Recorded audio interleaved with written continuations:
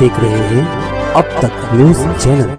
Unique academy computer and coaching classes, जहां nursery और junior senior KG classes से लेकर 11वीं और 12वीं जमातों के लिए कोचिंग क्लासेस जारी हैं। यूनिक एकेडमी में ऑडियो और वीडियो स्क्रीन का इंतजाम भी किया गया है। 5वीं, 6ठी, 7वीं और 8वीं जमात की स्पेशल क्लासेस भी जारी हैं। उर्दू, इंग्लिश, मराठी और मैथ्स की बेसिक क्लासेस भी जारी हैं। लड़कियों के लिए बिल्कुल सेपरेट क्लासरूम। यूनिक एकेडमी में अपने बच्चों का एडमिशन करवाएं। हमारा पता याद रखिए, शहीद अब्दुल हमीद कुसुम्बा रोड, निहाल नगर पुलिस स्टेशन के सामने, मालेगांव।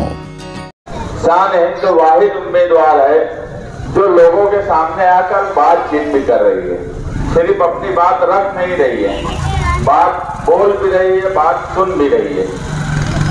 और इसी बातचीत के जरिए हमने आज हम आगे 5 साल क्या करने वाले हैं, शान की गारंटी बोलकर आज अवाम के दरमियान हमने हमारी जो प्लानिंग है, हम 5 साल में क्या प्रोग्राम शहर को दे सकते हैं, शहर की क्या तरक्की कर सकते हैं, ये हमने लोगों को दिया, लोगों को बताया। हमने सिर्फ ये नहीं इसमें लिखा कि हम ये कर सकते हैं, हम वो कर सकते हैं।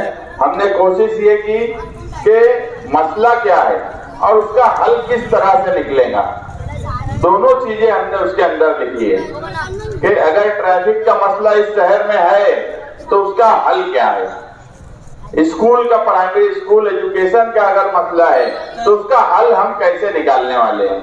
बोलने का मतलब यह है कि हम पूरी ब्लू प्रिंट के साथ इलेक्शन में जा रहे हैं। हम सिर्फ हवा में इलेक्शन नहीं लड़ रहे हैं, क्योंकि इस शहर में 25 सालों से सिर्फ हवा में ही बयानबाजी हुई है, सिर्फ हवा में ही बातें हुई है, सिर्फ हवा में ही लोगों को बेवकूफ बनाया गया है, सिर्फ हवा में ही वो तरक्की की बात करते हैं, सिर्फ हवा में ही मजहबी नारे लगाते हैं। इनका कोई भी काम अमली तौर पे होता ही नहीं है।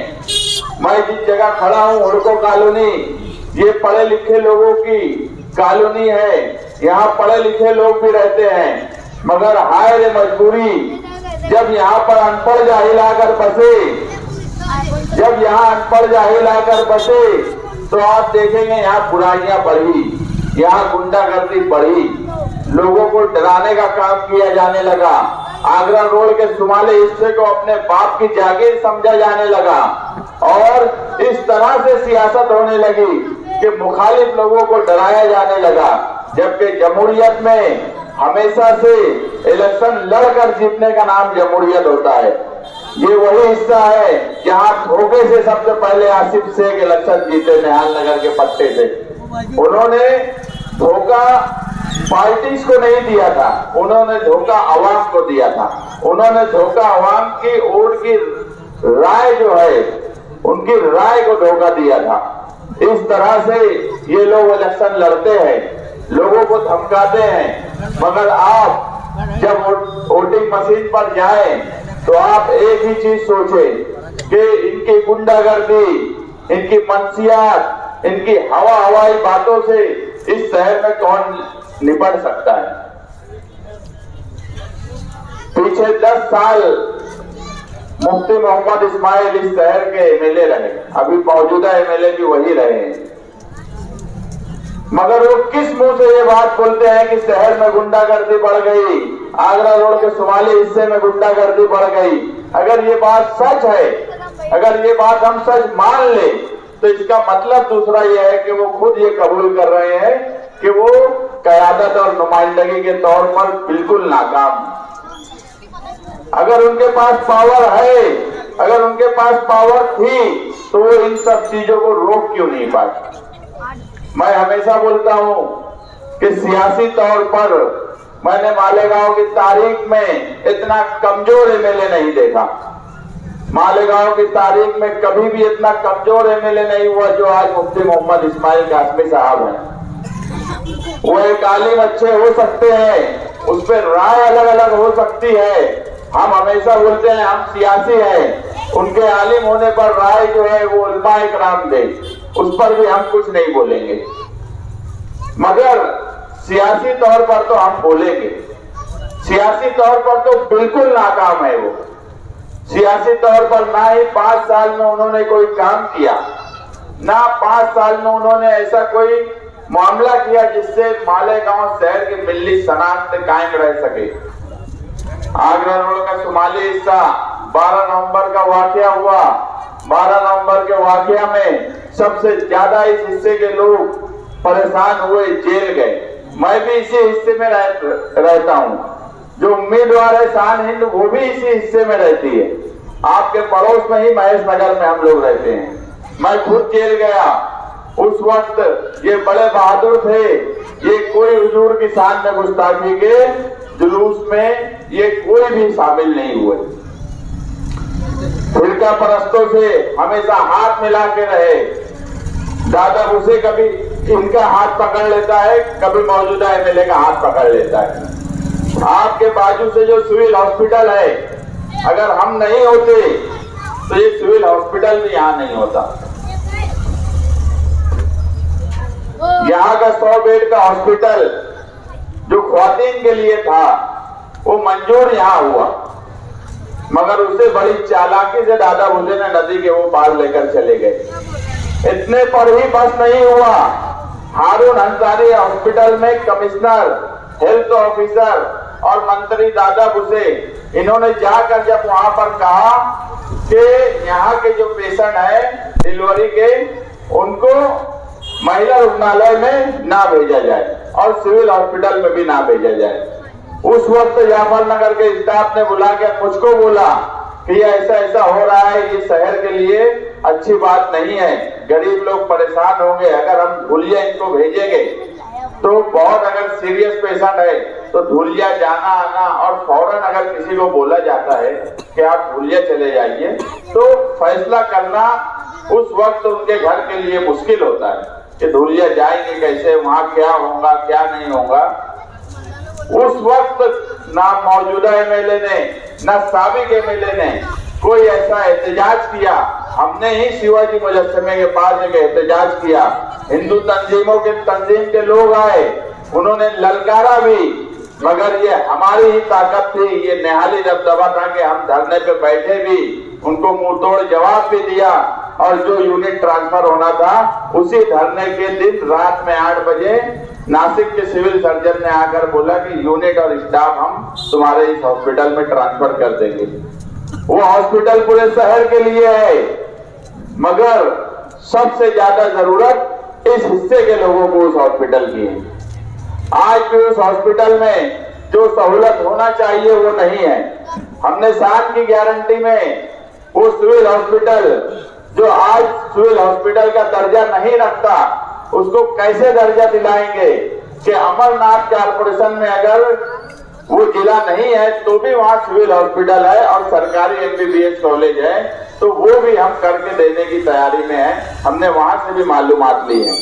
बोलने का मतलब ये है कि आज जितने भी उम्मीदवार हैं, उसमें सबसे पढ़े लिखे उम्मीदवार वो आप लोगों के उम्मीदवार है, समाजवादी पार्टी के उम्मीदवार है, शान हिंद निहाल अहमद, जो एमबीए भी है, जो एलएलबी भी है, जो पॉलिटिक्स से ग्रेजुएट भी है। इतना पढ़ा लिखा उम्मीदवार 13 उम्मीदवारों में नहीं है। बाजू वाले के बारे में, पढ़ाई लिखाई के बारे में अगर मैं कुछ बोलूं तो वो बड़ी मजाक की बात लगती है कि चौथी फेल है कि पास है, ये अभी तक साबित नहीं हो पाया है। अगर आप लोगों को किसी को मालूम होगा कि चौथी फेल है या पास है तो मुझे कोई बता दे, तो मेरी भी जरा मालूमात बढ़ जाए। किसी को पता है कि वो चौथी पास है कि फेल है? नहीं, कंफर्म है क्या फेल ही है? मैं आज तक, मैं गली में रहता हूँ, उनकी गली में मैं बड़ा हुआ, मगर आज तक मैं ये कंफ्यूजन दूर नहीं कर पाया कि वो चौथी पास हुए थे कि चौथी फेल हुए थे। अब एक उम्मीदवार ऐसा है जो ना चौथी फेल और पास के बीच में कंफ्यूजन मुझे भी है, मगर आप लोगों को भी है।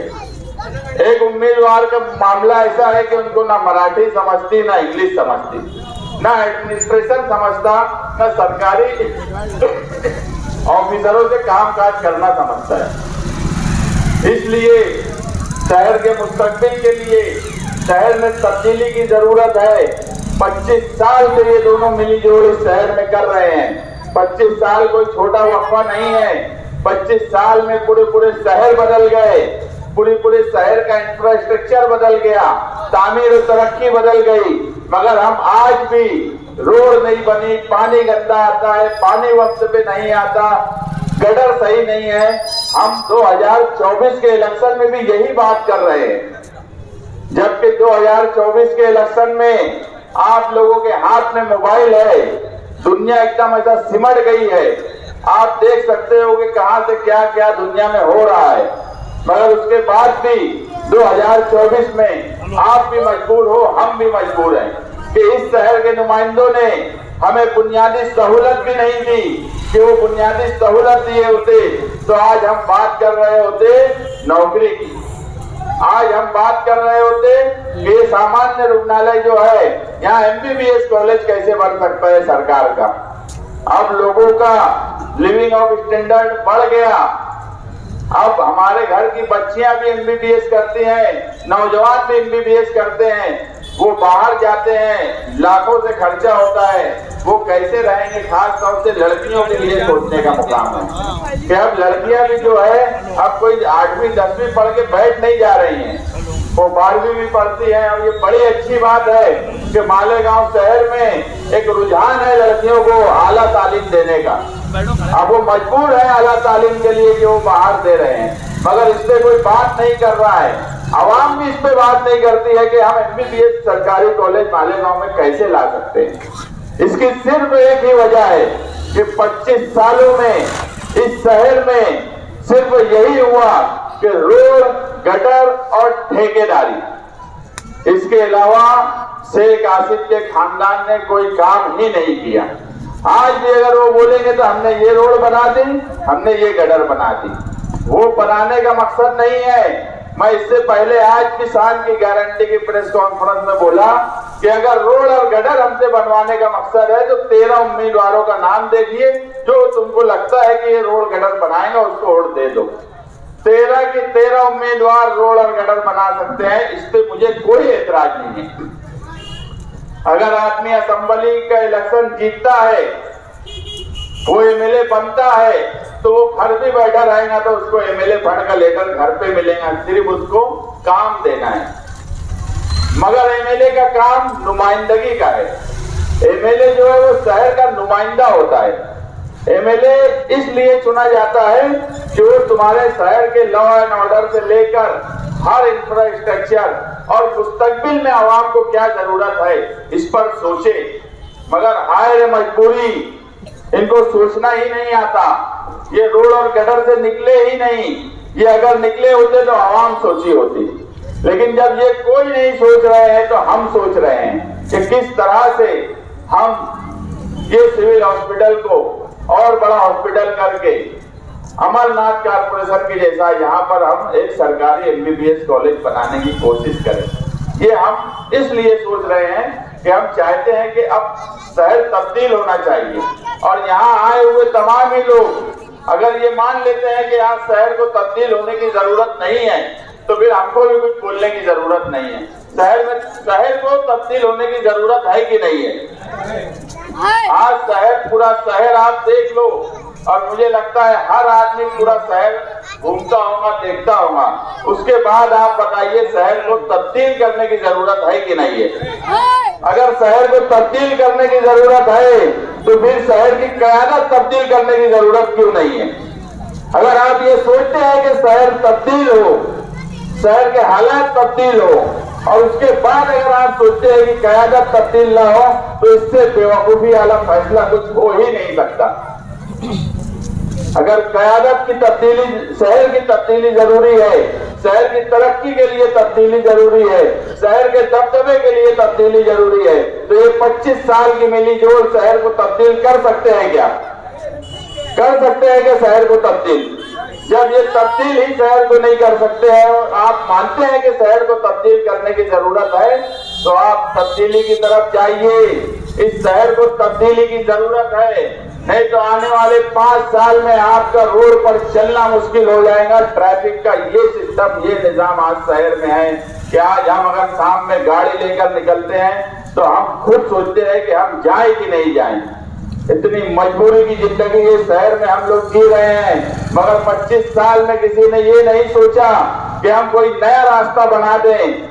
कोई एक रास्ता अगर ट्रैफिक का हो रहा है तो उसके नेमुल बदल में कोई दूसरा रास्ता खड़ा कर दिया जाए ताकि ट्रैफिक का निजाम सुधर जाए। आज कुसुम्बा रोड के आसपास रहने वाले लोग कहीं ना कहीं जान हथेली पे लेके चलते हैं। कभी न कभी एक्सीडेंट हो जाता है, एक्सीडेंट होता है तो हम भी आते हैं, सब आते हैं, आंसू भी बहाते हैं, मगर उसके आगे क्या? उसके आगे क्यों नहीं 25 सालों में सोचा गया कि ये ट्रैफिक का निजाम अगर इतना खराब हो रहा है, ट्रैफिक इतनी बढ़ रही है, तो कोई नेमुल बदल के तौर पर कोई रास्ता बनना चाहिए। शहर इसी तरह बसता है, शहर इसी तरह बनता है। आप कोई भी शहर में चले जाइए, अगर शहर का जब हिस्सा बढ़ना शुरू होता है तो वो एक प्लान के तहत बढ़ता है, उसके इंफ्रास्ट्रक्चर को उस तरह से बनाया जाता है। ये सरकारी दफातर में बैठे हुए लोग करते हैं, मगर उन लोगों से काम कराने की जिम्मेदारी जो है वो कयादत करने वाले नुमाइंदे की होती है। इस शहर में कयादत करने वाले नुमाइंदे, जिन्हें ना सरकारी दफातर में काम करने वाले लोगों से काम करना आता है, इनको सिर्फ एक ही आता है कि कैसे क्या करोड़ों का बजट लाया जाए, उसमें बदनवानी की जाए, हमारा घर भरा जाए। इसके अलावा इस शहर में 25 सालों में कुछ नहीं हुआ।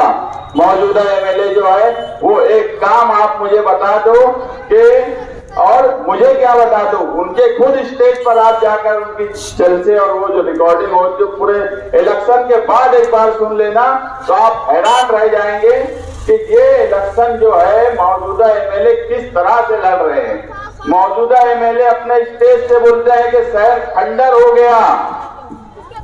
मैं तो हैरान हूं कि वो अपने स्टेज से बोल रहे हैं कि शहर खंडर हो गया। अरे भैया, तुम एमएलए हो, तुम नुमाइंदे हो, तुम्हारी जिम्मेदारी थी। दूसरे जो है वो 5 साल कारपोरेशन में इख्तियार किए, माँ बाप दोनों मेयर रहे, पीछे कई सालों तक मेयर रहे, वो बोलते हैं शहर खंडर हो गया। ये शहर के साथ मजाक कर रहे हैं क्या? तुम क्या किए हो वो बताओ, तुम क्या करने वाले हो ये बताओ। तुम बंदूक चलाएंगे तो बोलते हम भी बंदूक चलाएंगे, तो बोलते हम तलवार निकालेंगे तो बोलते हमारे पास भी तलवार है। वो एक इस्लामाबाद वाले हैं, वो अपने आप को इतना दबंग बताते हैं कि बस ये इलेक्शन नहीं है, ये इलेक्शन आवाम का मुस्तकबिल क्या होगा वो है। तुम्हारी जमीनी लड़ाई से, तुम्हारे कारोबारी आपस की रंजिश से यहाँ बैठा हुआ एक आदमी मुझे बता दे कि उनका कोई मतलब हो सकता है। ये चाचा खड़े हैं, इनके आपस की गोलीबारी से इनका क्या मतलब है? इनकी जमीन जायदाद का झगड़ा है, वो खुद आकर बोलते हैं कि हमारा जमीन जायदाद का झगड़ा है, तो फिर उसको इलेक्शन में क्यों ला रहे हो? आप इलेक्शन में ये बताओ कि आप नौजवानों को क्या देंगे। मेरे पीछे जो स्कूल है प्राइमरी की, ये स्कूल प्राइमरी की इस तरह की होना चाहिए क्या? मुझे एक शख्स से बता दे कि प्राइमरी एजुकेशन जिस तरह की एक कंपाउंड के अंदर स्कूल है उस तरह का प्राइमरी एजुकेशन होना चाहिए क्या? हमने हमारे शान की गारंटी में वो भी रखा है कि प्राइमरी का इंफ्रास्ट्रक्चर हम कैसा करेंगे और प्राइमरी की तालीम को हम आला तालीम की तरफ किस तरह लेके जाएंगे। हम इलेक्शन लड़ रहे हैं तो हमारे पास आगे का प्लान है, हम मुस्तकबिल में क्या करेंगे वो बातें हैं, हम माजी में क्या किए वो आपके सामने हैं। हम एक नए तरीके से इलेक्शन में आए हैं, इसीलिए ये मुनफरिद प्रोग्राम कर रहे हैं कि आपको भी अगर कुछ हमसे पूछना है तो आप लोग पूछिए, उसमें हमारी भी समझ बनेगी। हम ये नहीं कभी बोलते कि हम ही बहुत समझदार हैं, हम ही बहुत आला हैं। हम आप जैसे लोगों से ही तकलीफ सुनते हैं। कुछ जो जिनको उस फील्ड में जो लोग बाहर है उनके पास जाते हैं, उनसे समझते हैं और उसके बाद हम लोग काम करने की कोशिश करते हैं। मुझे बड़ी खुशी हुई कि जब भी फिरका परस्तों की बात आई तो हमने हमेशा इस शहर में मुंहतोड़ जवाब दिया। अगर गढ़ की यात्रा में पथराव हुआ तो उसके खिलाफ कोर्ट तक गए, हम अवामी एहतजाज किए और उनको 1.5 से 2 महीना जेल में रखा। सिर्फ इसलिए जेल में रखा कि आइंदा से अगर गढ़ की यात्रा आए तो उनकी हिम्मत नहीं होना चाहिए कि मालेगांव के मुसलमानों पे पत्थर चलाकर चले जाएं। एक वक्त था, बचपन से देखता आ रहा हूं गढ़ की यात्रा वालों को, मुंडी झुकाकर आगरा रोड से निकल जाते थे। हम भी कभी उनको तकलीफ नहीं दिए, हमने भी बोला उनका मजहबी प्रोग्राम है, आ रहे हैं भैया अच्छे से चले जाएं। मगर आज क्या वजह हो गई, जो बड़े बड़े हरे झंडे लेकर घूम रहे हैं, उनकी क़यादत में उनके रहते हुए जो मजहबी बात करते हैं, जो अपने आप को मस्जिद और ईदगाह का इमाम कहते हैं, उनके वक्त में अगर यही गढ़ के यात्रा के लोग सर उठाकर और पत्थर चलाकर और गाली गलौज कर अगर जा रहे हैं तो हमारी क्या मिल्ली शनाख्त है इस शहर की। हम हमेशा बोलते हैं दूसरी जगह क्या हो रहा है उसके लिए भी हम कोशिश करते हैं, मगर इस शहर में हमारा दबदबा है और हमारा दबदबा रहना चाहिए। हम हमेशा ये मानते हैं कि ये शहर हमारा है, इसकी मिल्ली शनाख्त हमारी है। निहाल साहब ने इस शहर का अपना एक मिल्ली शनाख्त रखी, इसका अपना एक दबदबा रखा, वो कायम रहना चाहिए।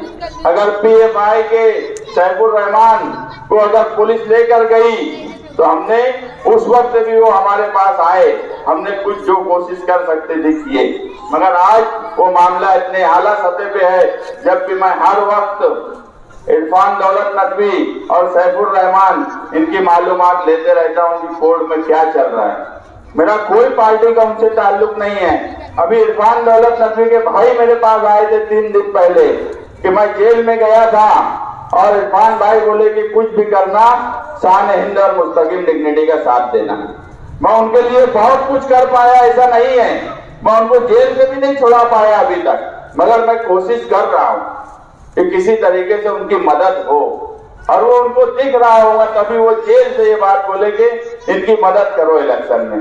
बोलने का मतलब ये है कि ये बात कैसी हो सकती है कि एक एमएलए, एक साबिक एमएलए उनके पास ये नहीं गए, उनके पास मदद लेने के लिए नहीं गए। एक वक्त निहाल साहब का भी इस शहर में था कि कोई एजेंसी अगर आ जाती थी तो उसकी इतनी हिम्मत नहीं थी कि रात में 4 बजे घर में आके तलाशी ले और किताबें उर्दू अरबी की किताबों को इधर उधर फेंक दे। इतनी हिम्मत नहीं थी, किसी भी एजेंसी की इतनी हिम्मत नहीं थी। ये बाजू में रह रहे थे, बाजू में घर था इनका, उसके बाद एजेंसियां रात में 4-5 बजे आकर घर में ख्वातीन है और उसके बाद वहां तलाशी ली जा रही है। इस तरह का काम किया जा रहा है, ये तुम्हारा दबदबा खत्म करने की अलामत है। आपको इस शहर का दबदबा भी लाना है, आपको इस शहर की तामीर और तरक्की भी करना है, आपको अपने बच्चों के बारे में सोचना है। आपकी जिंदगी अब कितनी बची है, मगर ये छोटे छोटे जो बच्चे हैं इनकी पूरी जिंदगी है। आज आप पूरे शहर को देख लीजिए, मुझे बताइए जब ये 20-25 साल के होंगे और इसी तरह ये 2 क़यादत 25 साल तक और रही तो ये चल सकेंगे क्या? इस शहर में ये बच्चे चल सकेंगे क्या? ये स्कूल और तालीम के लिए क्या कर सकेंगे? ये सोचिए, ये सोचने का सवाल है। अगर आपका बच्चा अच्छा पढ़ रहा है या आपका बच्चा तालीम हासिल कर रहा है या आपके पास रुपया पैसा है और आप सोचते होंगे कि यार मेरे घर में तो सब कुछ बेहतर है, तो ये समाज में रहने का ये तरीका हो ही नहीं सकता, कौम के साथ रहने का ये तरीका हो ही नहीं सकता। आपको इस शहर के गरीब बच्चों के मुस्तकबिल के बारे में सोचना ही होगा। ये मासूम बच्चे जो खड़े हैं इनके मुस्तकबिल के बारे में सोचना होगा। हम जब ये उम्र में थे तो इनकी क़यादत 1999 में आ गई थी। आज हम इस उम्र में हैं तो आज क्या तकलीफ है ये सारे शहर के सामने है। कल ये जब हमारी उम्र में आएंगे तो इनकी क्या हालत होगी ये आप सोचिए। इस शहर को तब्दीली की जरूरत है, इस शहर को एक पढ़ी लिखी उम्मीदवार की जरूरत है, इस शहर को एक ऐसे उम्मीदवार की जरूरत है जिसको हर तरीके से सरकारी दफातर में काम करने का तरीका आता हो, जिसको हर तरीके से लड़ना आता हो, जो फिरका परस्तों से भी मुकाबला कर सके, जो हिकमत से अपना काम भी करवा सके। ये तरीका कार सिर्फ और सिर्फ समाजवादी पार्टी के उम्मीदवार शान हिंद निहाल अहमद में है और मुझे किसी उम्मीदवार में नहीं लगती। आप 25 साल के बदले हमको सिर्फ 5 साल दीजिए, हम आपसे 25 साल के बदलने में 25 साल नहीं मांग रहे हैं, सिर्फ 5 साल मांग रहे हैं। आप 5 साल के लिए तब्दीली कीजिए और वो तब्दीली इसलिए कीजिए कि आपको ये लगता है अगर कि शहर को तब्दील करने की जरूरत है तो आप तब्दीली कीजिए। अगर आपको लगता है कि शहर को तब्दील करने की जरूरत ही नहीं है तो फिर हमारा कुछ बोलना ही नहीं। ये इलेक्शन का आखिरी वक्त चल रहा है, कल आखिरी जलसा है ख्याबान निसार चौक पर निहाल साहब के वक्त से असेंबली के आखिरी जलसे में हम शहर को एक पैगाम देते आए हैं। कल इंशाअल्लाह 7 बजे से 10 बजे तक जो जलसा है वहां हम शहरियान को एक पैगाम देंगे। आगे क्या होने वाला है, क्या करने वाले हैं, मुंबई से यूपी से भी कुछ लोग आने वाले हैं, उनकी बातचीत चल रही है। कल आखिरी जलसे में, आखिरी लड़ाई में आप हजारों की तादाद में आइए, यही गुजारिश आपसे करने आया हूं। शुक्रिया।